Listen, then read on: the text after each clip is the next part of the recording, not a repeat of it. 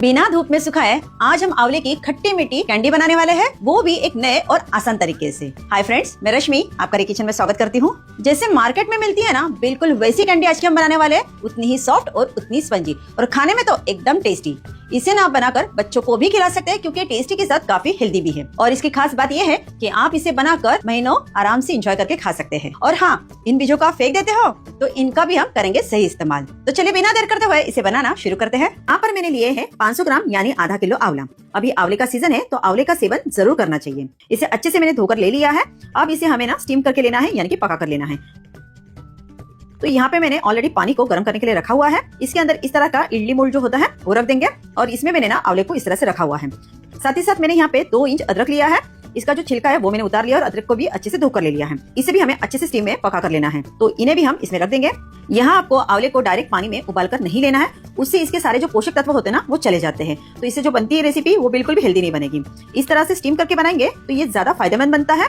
और यहाँ पे मैंने इडली कुकर का इस्तेमाल किया है। आप नॉर्मल इन्हें कोई भी बर्तन में या कुकर में स्टीम करके भी ले सकते हैं। अब हम इसे 10 से 12 मिनट के लिए ढककर भाप में पका लेते हैं। ये देखिए 12 मिनट हो चुके हैं और अभी आप देख सकते हैं कि ये अच्छे से पककर सॉफ्ट हो गया है। इसकी कलियां भी देखिए अब अलग होना शुरू हो गई है। तो सबसे पहले इसे हम निकाल कर थोड़ा सा ठंडा होने के लिए छोड़ देते हैं क्योंकि ये काफी गर्म है। ठंडा होने के बाद ये देखिए इसके जो सारी पीसेस है वो आसानी से अलग हो रही है। इनकी जो सारी कलियां है वो बहुत ही आसानी से निकल जाती है। और इसके अंदर जो ये बीज है ना, इसे भी हम अलग करके अलग से थाली में रख देंगे।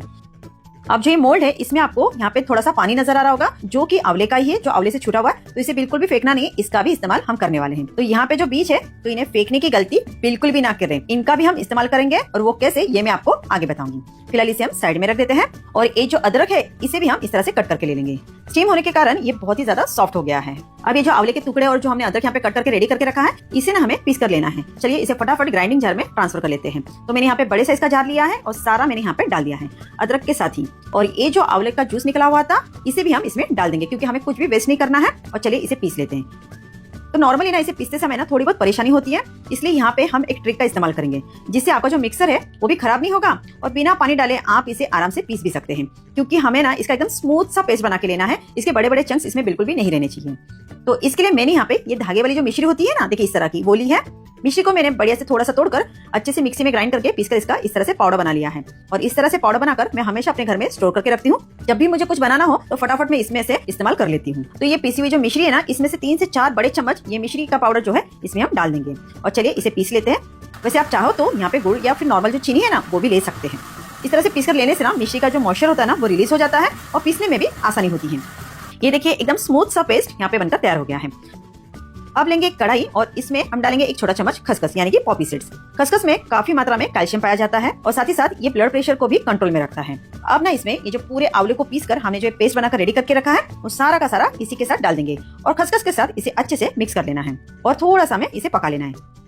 अब यहाँ पे लेंगे एक बाउल और इसमें हम डालेंगे आधा छोटा चम्मच भुने हुए जीरे का पाउडर, आधा छोटा चम्मच चाट मसाला, 1/4 छोटी चम्मच कुटी हुई काली मिर्च, 1/4 छोटी चम्मच लाल मिर्च का पाउडर, नमक स्वाद अनुसार, आधा छोटा चम्मच मैं यहाँ पे काला नमक ले रही हूँ और सबको अच्छे से मिलाकर रेडी कर लेना है।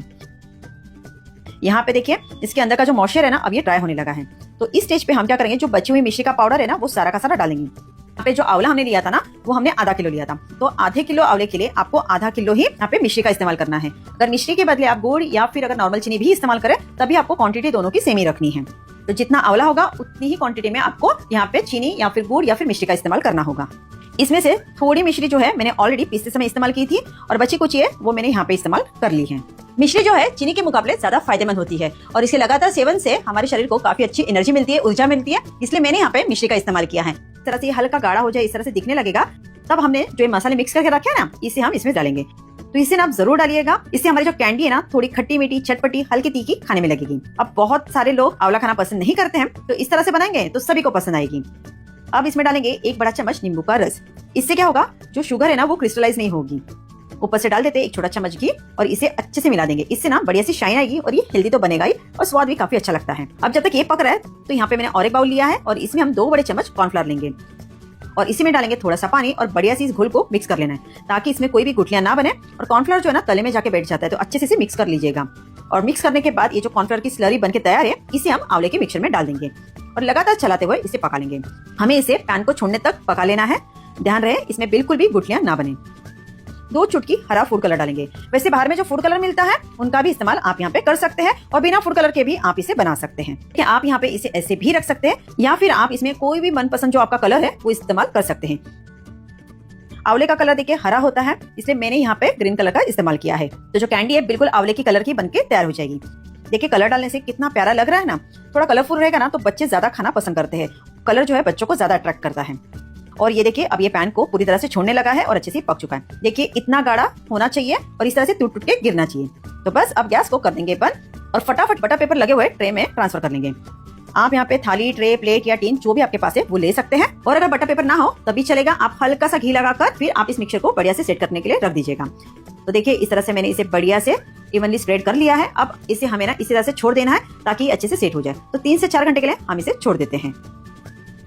तो अब जो बीज है उसकी बारी है। तो इसे फेंकने की गलती मत कीजिएगा क्योंकि बहुत ही ज्यादा गुणकारी होते हैं। इसमें ना vitamin C, calcium, iron, potassium और फाइबर काफी मात्रा में पाया जाता है जो कि हमारे स्वास्थ्य के लिए बहुत ही ज्यादा अच्छा होता है। ये डायबिटीज के लिए भी काफी फायदेमंद होता है। तो इन बीजों को हमें क्या करना है ना, इस तरह से तोड़कर इसके अंदर देखिए इस तरह के बीज होते हैं छोटे छोटे, वो हमें निकाल लेने हैं। इनका सेवन हमें करना होता है। ये जो बाहर का छिलका है इसका नहीं, ये किसी काम का नहीं। इसके अंदर देखिए आप तोड़ोगे तो लगभग 5 से 6 बीज आराम से निकल आते हैं। इन बीजों को आप इकट्ठा कर लीजिएगा। आप चाहो तो इन्हें डायरेक्ट इस तरह से भी इस्तेमाल कर सकते हैं या फिर आप इनका पाउडर भी बना सकते हैं। अभी देखिए आंवले का सीजन चल रहा है तो आप कुछ ना कुछ आंवले से कई सारी रेसिपी बना ही रहे होंगे। तो उनके जितने भी बीज हैं उन्हें इकट्ठा कर लीजिएगा और फिर उनके बीज निकालकर आप उसे रख सकते हैं। आप चाहो तो किसी जूस में, स्मूदी में डालकर भी इसका इस्तेमाल कर सकते हैं। बहुत ही हेल्दी है तो इन्हें फेंकने की गलती बिल्कुल भी ना करें। वाओ, बढ़िया से ये देखिए जम के तैयार हो गई है। इसके ऊपर का जो पेपर है उसे भी हम हटा देते हैं और इसे ना हमें कट कर लेना है। ये देखिए बिल्कुल भी हाथों में चिपक नहीं रही है। जब भी हम इस तरह की कैंडी बनाते हैं और इसे कट कर लेते हैं तो नॉर्मली क्या होता है ना, छुरी को ही चिपकती है। तो अगर आपकी कैंडी बनाने के बाद अगर आपको लग रही है कि वो छुरी में चिपक रही है काटते समय या आपको कोई भी मुश्किल हो रही है तो आप क्या कर सकते हैं, एक ट्रिक अपना सकते हैं। आपको छुरी यानी जो आप नाइफ इस्तेमाल कर रहे हैं ना उससे शुगर पाउडर से या फिर कॉर्नफ्लोर लगाकर हल्का सा कोट कर लीजिएगा और उसके बाद कट कर लीजिएगा। उससे ये आसानी से कट भी जाएगा और चिपकेगा भी नहीं और परफेक्ट कैंडी निकल के आ जाएगी।